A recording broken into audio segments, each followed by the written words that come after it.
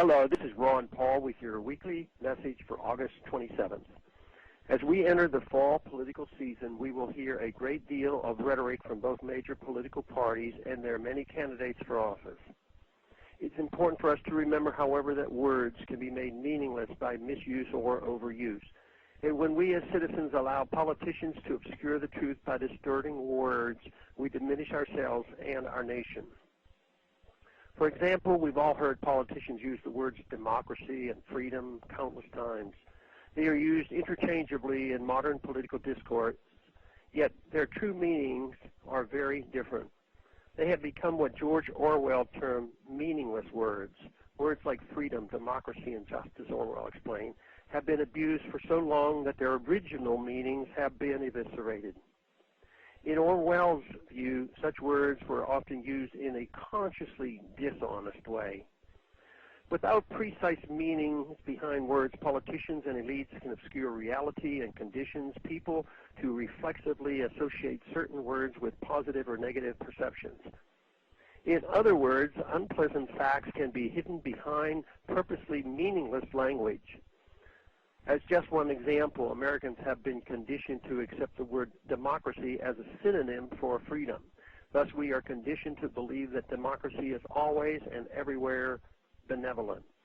The problem is that democracy is not freedom. Democracy is simply majoritarianism, which is inherently incompatible with freedom and ignores the minority. It makes rights relevant. While our Constitution certainly features certain democratic mechanisms, it also features inherently undemocratic mechanisms like the First Amendment and the Electoral College. America is a constitutional republic, not a democracy. Yet we've been bombarded with the meaningless word democracy for so long that few Americans understand the difference. If we intend to use the word freedom in an honest way, we should have the simple integrity to give it real meaning. Freedom is living without government coercion. So when a politician talks about freedom or liberty, regardless of the issue being discussed, ask yourself whether he is advocating more government force or less. The words liberal and conservative have also been abused. Liberalism, which once stood for civil, political, and economic liberties, has become a synonym for omnipotent, coercive government.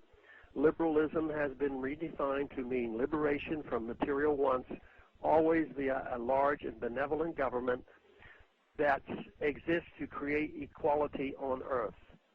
Conservatism, meanwhile, once meant respect for tradition and distrust of active government. But in recent decades, conservatism has been redefined as support for big government grandiosity via military adventurism, corporatism, and inflationary monetary policy. The modern political right has redefined conservatism into support for an all-powerful central state, provided that the state furthers supposedly benevolent goals. Orwell certainly was right about the use of meaningless words in politics. Our task, therefore, is to reclaim our language and reclaim our liberties.